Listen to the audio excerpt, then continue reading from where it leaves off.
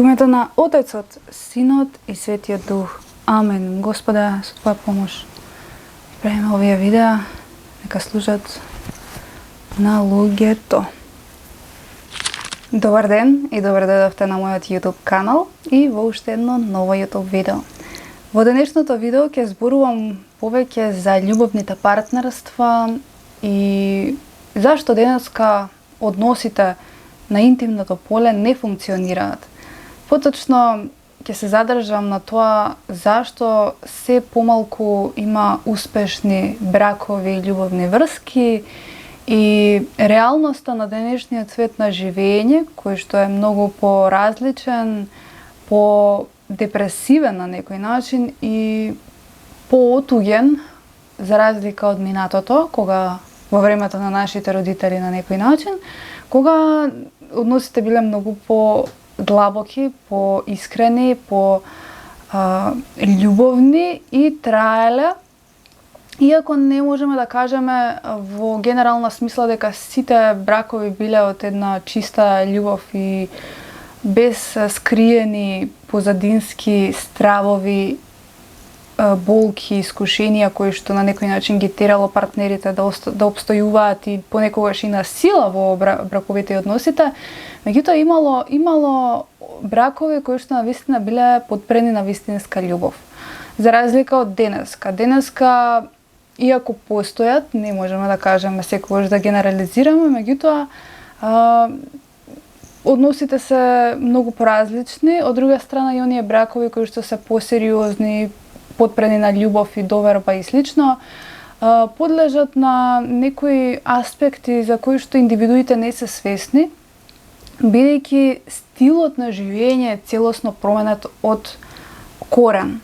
Тоа значи дека кога општеството живее многу различно и поинаку и погрешно од онака како што треба, автоматски и овие успешни бракови имаат аспекти во себе кои што прават да бидат навидум успешни бракови, меѓутоа да носат една многу подлабока психолошка, духовна позадина која што вели дека тој однос сепак има некоја пречка или недоразвиена суштина која што ќе направи партнерите заедно да растат. Зошто е тоа така? И на што мислам? Мислам на тоа дека кога ќе видиме еден навидум успешен современ брак кој што е модерен, каде што има патувања, шетања, каде што има навидум се подмирено и стан, екзистенција, финанси одлични, патувања, викенди, летовања, зимовања и така натаму, и гледаме еден совршен начин на живот. Меѓутоа, кога ќе видиме реалната слика на нештата, ако тие и најчесто луѓето кои што, да кажеме, се ситуирани средно до високо добра класа, каде што ги гледаме тие нешта, тие пари се стекнати или од материјалист, работодавец, компанија која што прави огромни пари, на тој начин им дозволува на луѓето кои што работат за таа компанија да добиваат високи плати и да го искусуваат овој зрел навидум и комплетен живот со толку високи, богати нешта во тој приватен семеен систем. Кога имаме таква функција и семејство, не можеме во целост да кажеме дека се работи за една здрава психолошка, емотивна и духовна љубов, затоа што кај што постои тој дел на сегмент на материјално и работење за таков работодавец и директор, се губи духовното, се губи божественото. А брак без духовна суштина и без духовен раст взаемен, се додека ја нема таа нитка на Бог во бракот, не можеме во целост да кажеме дека тоа е брак кој што е со сите звездички на некој начин успешен. Од друга страна, не мора да значи дека таму нема раст, меѓутоа растот е најчесто материјален. Од аспект на тоа, например, сме во ваков семен брачен однос И ние, например, меѓусебно се надополнуваме, растеме, се менуваме, го гледаме другиот, го поддржуваме тој нас, има некој взаемен однос кој што нас не гради во текот на животот и не менува.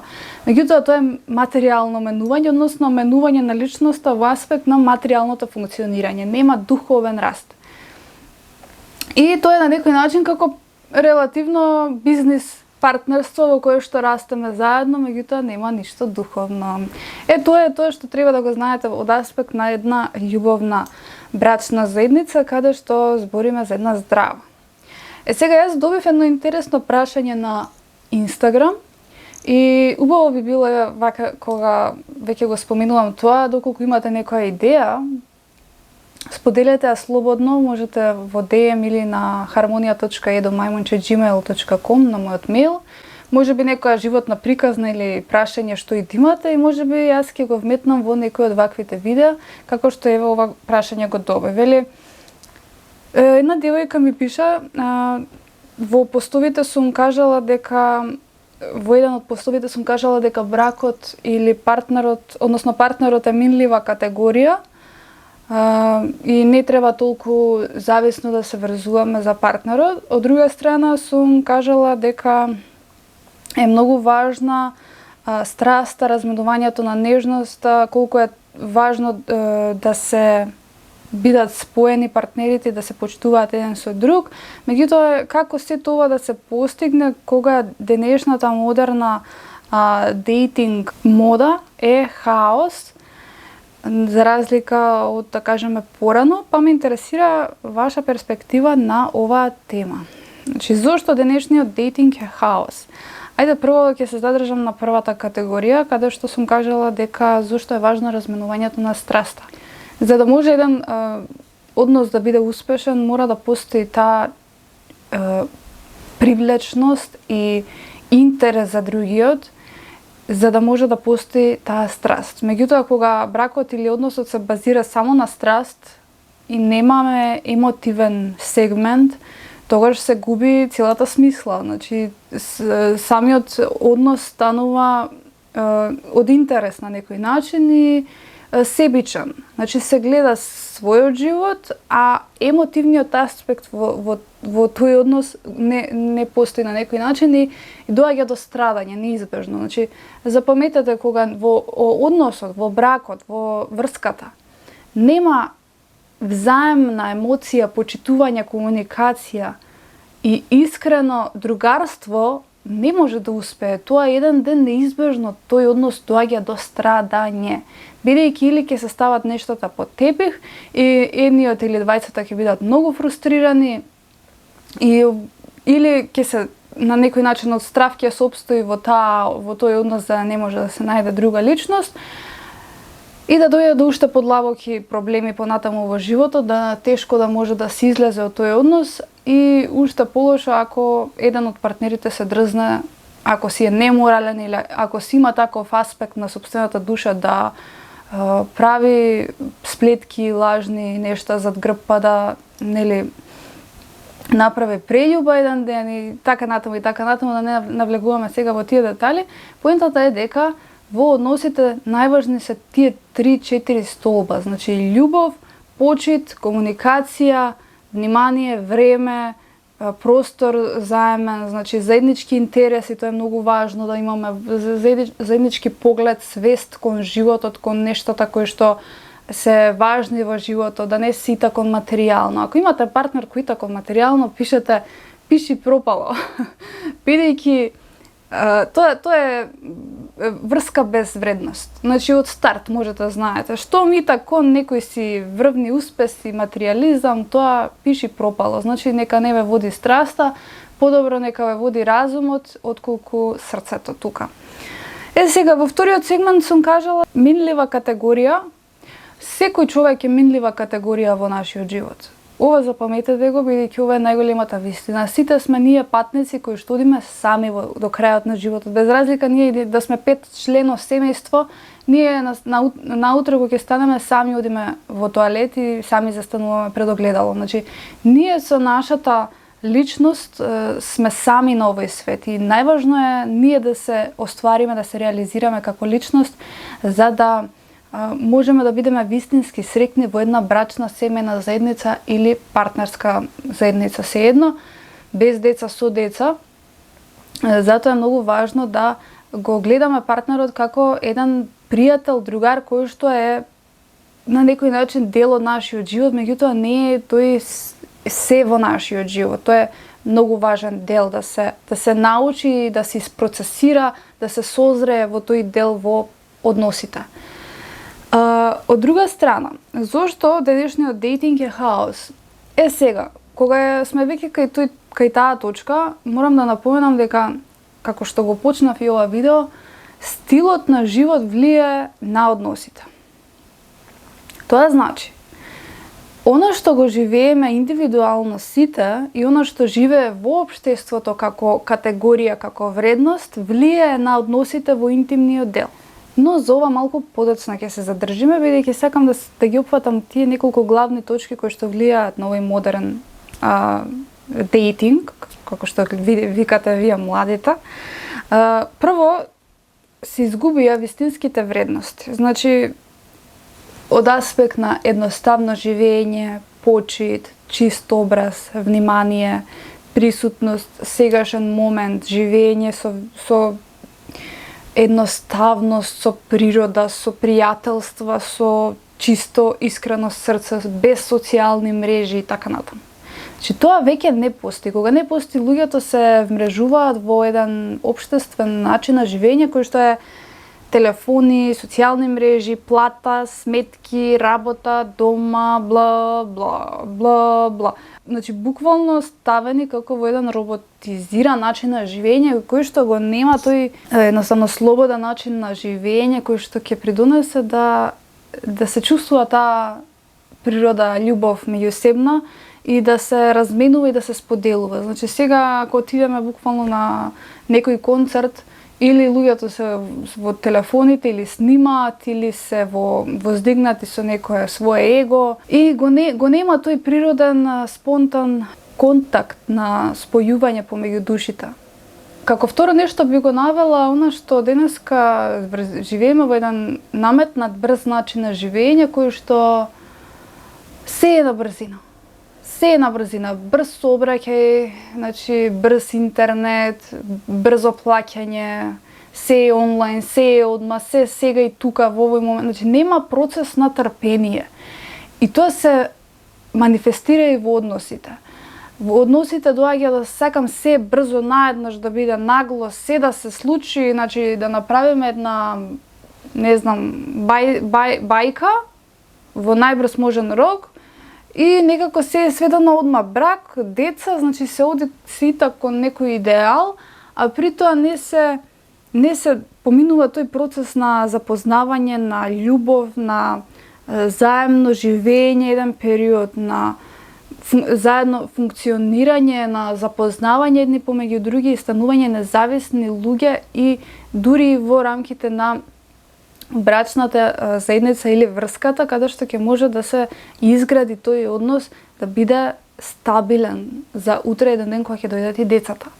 А денеска се е некако на брзина, нагло, се одма и сега сакаме, се сакаме да биде совршено идеално и некои најчесто сита кон некои идеали кои што се прикажани најчесто на Инстаграм и социјалните мрежи, што е надвор од реалноста, значи не сме ние создадени за таков партнерски живот, така што сита кон некои идеали. Друга работа, луѓето некако итаат кон естетата на човекот, значи физичкиот изглед. Денеска секој втор е убав, секој на некој начин може да се направи колку толку совршен ако си плати за, не знам, ботокс и лифтинзи таму што све не има. И на некој начин и мажите се навикнаа на убави жени, и жените се навикнаа на убави мажи, што некако се издоминира тој естетски начин на привлекување, а не духовен. И тука се ќе се надоврзам и на прашањето кое што девојката ми го има напишано. Зашто е хаос, зашто доаѓа до хаос и зашто толку брзо доаѓа до разводи? Вели, се сакаат, па потоа некое време се пропаѓа, е токму заради ова, затоа што луѓето најчесто се привлекуваат според естетска убавина и по некое време, кога ќе се отвори вистинската страна на личноста, на карактерот, на негативните страни на личноста, доаѓа до буквално рушење на идеалите, кои што биле најчесто создадени во почетокот, и на тој начин доаѓа до хаос. Затоа имаме толку разводи и оно што го спомнав, сите кон брзо да се земеме, да се направи деца, сакам деца, животот ќе ми биде супер кога ќе имам деца и партнер, а всушност се занемаруваат сите мали ситници измеѓу кои што партнерот може би ги прави, и потоа кога ќе се исполни желбата за сите тие, да кажеме, животни избори, желби, значи кои ќе се исполнат, паѓаат маските и се гледаат реално, значи паѓа естетиката, паѓа маската на естетскиот изглед и се гледа она што го носи човекот во душата. И како еден друг аспект ќе го наведам, тоа е луѓето влегуваат во бракови, во односи, во партнерски релации, прават деца и дом и екзистенција кога работат за материјалисти, кога работат за директори кои што им ја цицаат енергијата, ги манипулираат, ги експлоатираат и прават деца и прават партнерски релации, и таа енергија од каде што работат ја носат целосно дома. И не може кога работиме кај материјалист, кај директор кој што пере пари, не можеме среќата никогаш да ја најдеме во нашиот дом. Јас тоа, значи, ми се докажало од многу аспекти, од многу начини, сум видела дека се додека не си го средиш животот на вистински правилен начин со Бога, не можеш да го најдеш мирот и хармонијата во домот ни сам, ниту со партнерот. Затоа е многу важно ова да се има на ум. Затоа што енергијата од работните места и незадоволството понекогаш, еве и да нема незадоволство, ама енергијата се носи дома, се пренесува на партнерот и на децата. Кога живееме во таква енергија каде што не постои духовна хармонија, суштина, Бог, чистота, едноставен живот, не може да се најде тој баланс и доаѓа до фрустрации, до карање, до инстинктивен без, до нетрпение, до вреѓање, некаде и тепање, значи доаѓа до деградација на семејниот систем. Затоа што тоа ни е кармата на некој начин. Работиш, поддржуваш зло, си го носиш и дома.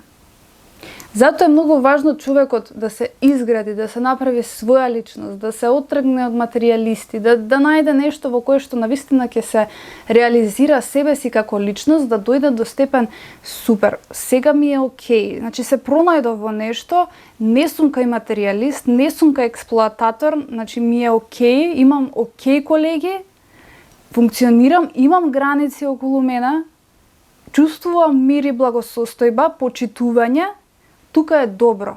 Ако ја најдов среќата тука, а работам за друг, окей. И тоа треба да биде некаде над 30, 31, 2 години кај жената, кај мажот уште повисоко. И јас би кажала дека маж не треба испод 40 години. 38-42 таа релација да е тука за влегување во сериозни односи, а кај жената минимум 31 година. Затоа што жената првите 10 години после 20-та година ја гради својата личност и се пронаоѓа во нешто. И мора да се пронајде во нешто за да не биде фрустрирана еден ден, а кај на мажот за да му треба да се осамостали, да се направи еден стабилен партнер, му треба малце повеќе време, бидејќи различни се улогите, различни сме во општествата, различни сме како луѓе, како доживување, различен е степенот на раст, мажите многу подоцна созреваат за разлика од жените. Ние многу, затоа и границата е поразлична, затоа велам на 30, ние сме 31, не мора да значи дека тоа е услов и закон, бидејќи постојат девојки и жени кои што ги познавам и на 30 и на 40 години кои што духовно не созреали, не се осамосталиле во смисла на тоа да бидат стабилни, независни индивидуи кои што ќе може да крепат семејство. Значи, семејството не е само да го направиш. Семејство треба да бидеш способен и емотивно, и интелектуално, и мудрост да имаш, и финансиски да бидеш стабилен, да се снаоѓаш, да умееш во меѓучовечките односи, да умееш во меѓучовечките односи со родителите на другите дечиња. Значи има многу нешта кои што човекот треба да биде едноставно стабилен. И мажот и жената. Без ова ништо не правиме. Не си правете илузии, не влегувајте во некои односи во кои што го нема ова. И ова се гради, меѓутоа се гради со стабилен човек, со комуникација, со разговор. На крај крајава, во ова време, јас во ова време би го кажала дека треба да си будала да влегуваш често во љубовни партнерства, треба да си будала да влегуваш брзо во брак или љубовен однос, значи врска, каде што не си ги проценил убаво темелите и проценката на психолошката личност. Денеска ние барем можеме многу лесно да процениме друга личност по начинот на изборите кои што ги прави и односите со неговите родители, например, машкото да видиме како се однесува со брат, сестра, пријатели, и женското исто така, како се однесува во негативни моменти. Се тоа некои знаци кои што ќе ви кажат вас што е добро, што не е. Меѓутоа да се вратиме на темата. Мислам, не е ова нешто ван темата, меѓутоа сакам да заокружам еден аспект во се ова, дека стилот на живење влие на домашниот дел. Како ќе ни биде нас дома? Ако некој работи на сила и доаѓа дома со партнерот, нема да биде хармонизиран бракот. Нема да сака човекот да води љубов од срце и од среќа и од исполнетост. Ќе води љубов на сила. Исто и со децата, нема да биде грижлив, емпатичен и отворен срдечен родител ако има фрустрација од работното место. Се си влече корени. И кога сме веќе кај тоа, да се вратиме малку назад. Луѓето, како што кажав, живееле многу поедноставно и немало вакви денешни проблеми во смисло на тоа да бркаме сега цени, да бркаме работни места со поголеми плати, каде што нас ќе можеме да ги платиме сметките дома, па каде се сите аспекти на тој мирен, стабилен, едноставен начин на живење во кој што ќе уживаш во правењето на храната, се губи автоматски тоа, бидејќи си целосно згрчен во тоа да преживееш. И затоа, кога луѓето се стремат кон поголеми плати, фактички они толку длабоко кикснуваат во животот затоа што стануваат роботи на работни места, а не служители на сопствениот живот, да го направат еден убав, пријатен, со задоволство живот кој што ќе може да се уживаат сите нешта, сите мали нешта. Кога се бркаат плати, луѓето неизбежно еден ден доаѓаат до фрустрација, до негативна енергија, до зло. И најчесто во ваквиот брак се сведува на викенди, на летовање, на одмор годишен, на зимски одмор, на, не знам, патување до Грција, патување до ваму. Значи се живее за тие заеднички брачни моменти кога ние ќе имаме пауза од ова работно место во кое што сме буквално роботи, а не се живее со баланс. Да се работи малку, да се направи пауза. Еве, јас сум во една група на Facebook каде што читам правни работи, некои ми интересираат и стално гледам некои животни приказни споделени. Верували или не, кога ќе прочитам, навистина сежам. Луѓе живеат на работни места каде што побаруваат од директорот ден слободен за здравствен проблем и кој што им следува, и не го добиваат само затоа што, не знам, било 12 дена годишен летен одмор, не бил 14 или искористени биле сите денови за одмор, одбивање од плата, не знам таму што. Значи директорот им го уценува и угнетува животот, ги става на работ, ги става во ситуација на мобинг, значи да ми служиш мене до буквално само уништување на здравјето, само затоа што нема кој да те смени на работно место или, не знам, мене ми текнало така ти денеска да дојдеш на работа и си живјаваат на нив. И ти вака работиш кај некој и како да имаш ти нормален и здрав начин на живење, не можеш. Луѓето треба да разберат дека кога си меѓу такви луѓе треба одма чистка, бегање, значи молење на Бог за помош и пред себе ставање на достоинството и Божјата вера со надеж дека ќе дојде нешто подобро, меѓутоа обстојувањето во такви околности вас еден ден неизбежно ќе ви донесе болест, тоа е страдање. Поентата е дека луѓето го трпат и ова, луѓето го живеат и ова е реалност на многу луѓе во Македонија. Меѓутоа тоа не е за оправдување, туку тоа е само еден пример кој што го давам за да ве освести дека не смеете да дозволувате такви нешта во животот. Никогаш. Треба да бидете достоинствен, стабилен човек со свој глас кој што ќе каже не ми даваш слободен ден за моето здравје, а тоа што ние стануваме зависни од некој да ни диктира дали јас ќе имам одмор или нема да имам одмор, тоа е една друга приказна. Меѓутоа, не ми даваш ден одмор или да одам на преглед или што и да треба да направам, си живljаваш на мене, па чао, пријатно бе, брате мили, не ми требаш, има да ме некој друг што ќе ме цени. Значи, таа е таа самопочит која што треба да се стекне. А таа втора точка која што ја споменувам, ние што сме самите криви што зависиме од работодавци. Тоа не смее да биде. Значи човекот треба да се направи независен. Ако мене не ми се работи ден, се вие јас сум личност која што ако не ми се работи дента, макар било вторник или среда, не работам.